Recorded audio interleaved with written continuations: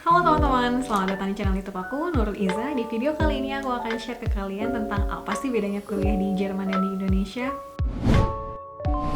Yang pertama, kuliah di Jerman itu bisa dibilang gratis.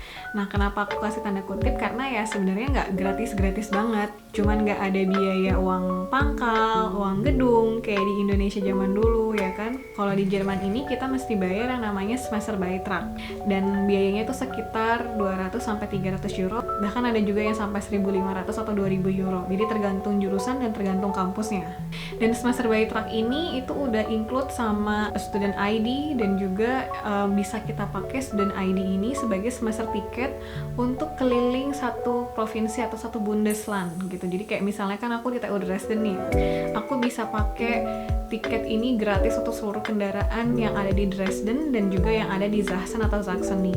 Jadi aku bisa pakai kendaraan kayak tram, kayak bis, S-Bahn yang ada di Dresden, dan aku bisa naik kereta antar kotanya di provinsi Sachsen kayak gitu. Jadi kayak aku mau ke Leipzig itu bisa gratis tapi pakai kereta regional, nggak bisa pakai ICE atau IC. Jadi walaupun gratis, tiket ini tetap terbatas kayak gitu. Dan aku juga bisa pakai sepeda umum yang ada di Jerman. Aku bisa pakai itu selama semester Beitragnya ini masih bekerja sama dengan Mobibike atau fasilitas transportasi sepeda umum yang menawarkan jasa ini kayak gitu. Karena waktu semester 1 dan semester 3 ini selama winter semester tuh aku semester tiket aku include sama sepeda umum ini, tapi pas semester 2 kemarin waktu summer itu nggak masuk kayak gitu. Dan itu biasanya harga semester Beitragnya akan berubah, jadi tergantung kerjasama dengan pihak transportasi mana aja kayak gitu.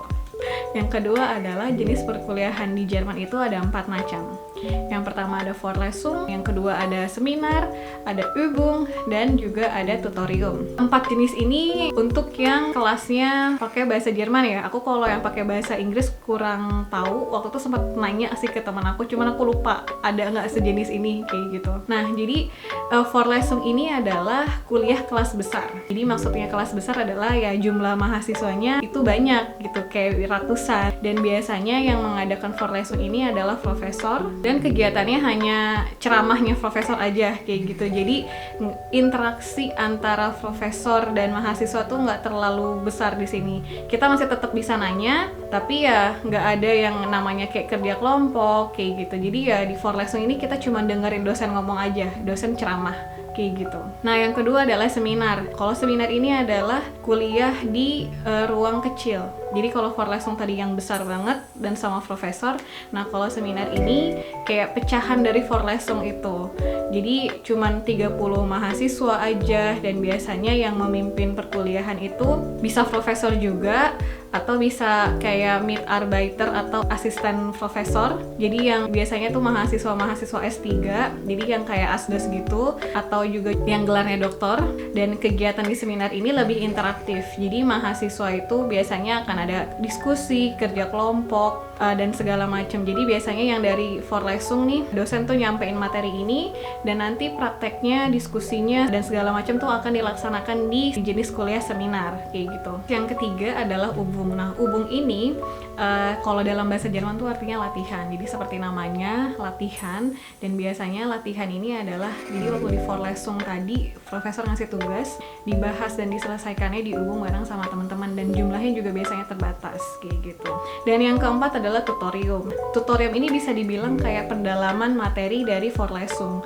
Dan yang memimpin tutorium ini adalah mahasiswa. Dan biasanya mahasiswa ini antara dipilih sama dosen atau enggak profesor tuh membuka siapa yang mau jadi tutorium kayak gitu, karena nanti mereka akan dibayar. Dan biasanya sih yang dipilih atau yang terpilih adalah mahasiswa yang cerdas gitu, mahasiswa yang pintar, yang nilai ujiannya semester lalu bagus. Jadi biasanya yang ngambil kelas tutorium ini yang semester lalu udah ngambil mata kuliah ini, dan tahun depan dia mau jadi tutor. Dan perbedaan berikutnya adalah kan kalau di Indonesia tuh kita nyebutnya matkul ya, mata kuliah. Aku ngambil mata kuliah ini, aku ngambil mata kuliah itu gitu. Sedangkan kalau di Jerman itu disebutnya disebutnya per modul.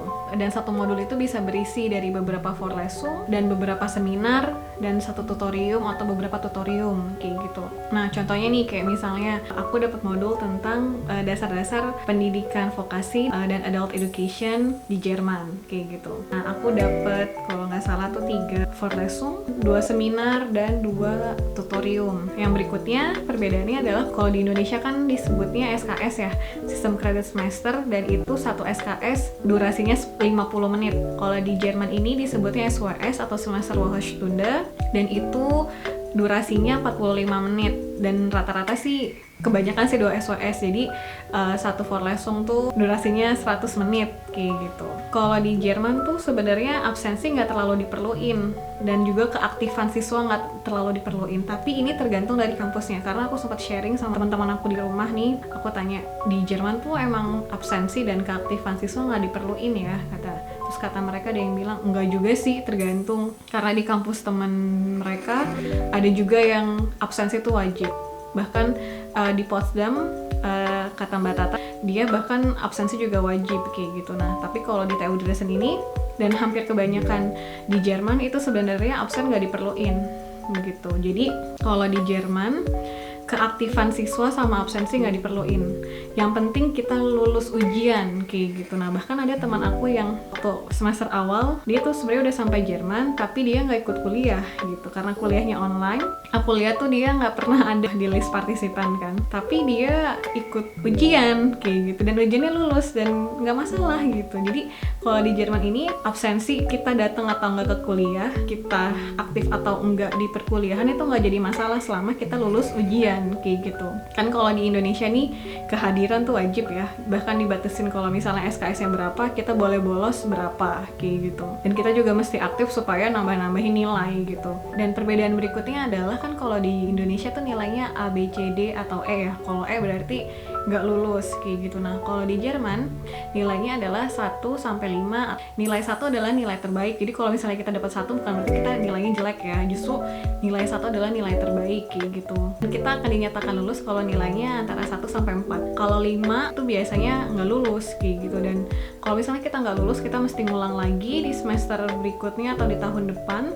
Dan kita cuma bisa dikasih kesempatan untuk ikut ujian itu cuma 2 kali. Jadi kalau misalnya di percobaan ketiga kita gagal ya kita akan di DO dari kampus dan kita nggak bisa ngambil kuliah di jurusan yang sama di seluruh Jerman. Kalau misalnya kita di DO, berarti kita harus pindah jurusan kayak gitu kalau mau lanjut kuliah.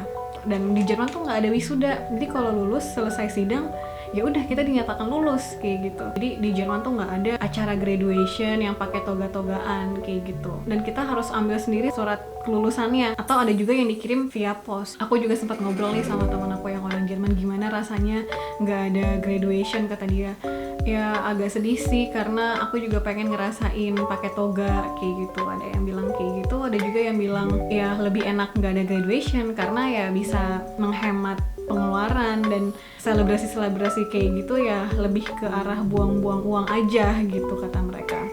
Dan yang berikutnya, jenis-jenis jurusan di Jerman tuh juga variatif. Kalau di Jerman ini ada yang namanya Bachelor, berarti itu S1, dan kuliahnya memang sama kayak kita 4 tahun kayak gitu. Ada juga Master yang 2 tahun, dan itu biasa lah ya, Master sama Bachelor pasti ada di seluruh universitas. Nah, kalau di Jerman ini ada lagi jenisnya namanya Diplom. Yang Diplom di sini beda sama di Indonesia yang kalau D1, D2, D3 sama D4. Nah, Diplom ini adalah gabungan Bachelor dan Master kayak gitu. Jadi mereka kuliahnya kurang lebih 5 tahun dan itu udah setara dengan Bachelor dan Master kayak gitu. Dan juga ada yang namanya Lehramt. Lehramt ini adalah jurusan untuk yang mau menjadi guru. Kan kalau di Indonesia dulu kampus-kampus ex-IKIP itu memberikan akta 4 ya, berarti udah bisa lanjut untuk jadi guru dan sudah tersertifikasi menjadi guru gitu. Nah, tapi kalau sekarang kan kayak kampus-kampus ex-IKIP udah tidak mengeluarkan akta 4 lagi. Tapi kalau misalnya mau jadi guru yang bersertifikasi, teman-teman harus ikut sertifikasi 2 tahun kayak gitu yang aku tahu ya. Kalau di Jerman ini ada yang namanya Lehramt, dan ini kuliahnya lebih lama dari yang Bachelor. Jadi kalau Lehramt ini kuliahnya 6 tahun dan dia kerjanya nanti akan menjadi guru kayak gitu. Jadi sudah terfokus. Berikutnya adalah ada yang namanya Staatsexamen. Staatsexamen ini ijazahnya itu diakui sama negara gitu. Jadi begitu lulus ya dia bisa menjadi semacam pegawai negeri gitu. Dan biasanya Staatsanwalt ini untuk Letam, dan juga bisa juga buat yang Rechtsanwalt atau pengacara kayak gitu, dan juga untuk jurusan medicine atau jurusan kedokteran kayak gitu. Terus di Jerman ini yang aku rasakan itu nggak ada yang namanya ujian tengah semester kayak di Indonesia kan ada mid test gitu ya, ada kuis juga, kuis dadakan. Nah kalau di Jerman tuh nggak ada, jadi adanya langsung ujian akhir semester, dan jadwalnya pun bisa beda-beda gitu. Jadi misalnya ada ujian tanggal 10 Januari, terus ujian di modul yang ini awal Februari kayak gitu. Dan ujiannya pun macam-macam. Jadi bisa mündlich atau bisa oral test, bisa juga ujian tulis, ujian esai kayak gitu. Dan ada juga yang ujiannya modelnya menulis makalah, semacam kayak menulis makalah atau disebutnya seminar arbeit kayak gitu. Atau kita ujiannya adalah Vortrag atau kita ceramah menjelaskan dengan presentasi kayak gitu. Itu juga salah satu jenis ujiannya. Jadi macam-macam ujiannya, bukan ujian hidup ya, tapi ujian semester kayak gitu. Dan biasanya dosen-dosen di sini tuh sudah mengatur jadwalnya selama 1 semester ke depan tuh bakal kuliah apa aja gitu. Itu dia sih yang beda dari perkuliahan di Jerman sama di Indonesia. Kira-kira aku ada yang lupa nggak ya? Nah, coba buat teman-teman yang mungkin nonton ini udah pernah kuliah di Jerman atau yang lagi kuliah di Jerman mau nambahin, silakan tambahin di kolom komentar. Itu dia video kali ini, mudah-mudahan bermanfaat buat teman-teman yang pengen tahu kuliah di Jerman tuh kayak gimana. Itu dia, semoga video kali ini bermanfaat buat teman-teman untuk nambah informasi tentang perkuliahan di Jerman. Dan terima kasih atas waktunya. Kalau suka video ini jangan lupa di like dan juga subscribe channel aku. Dan terima kasih. Ciao.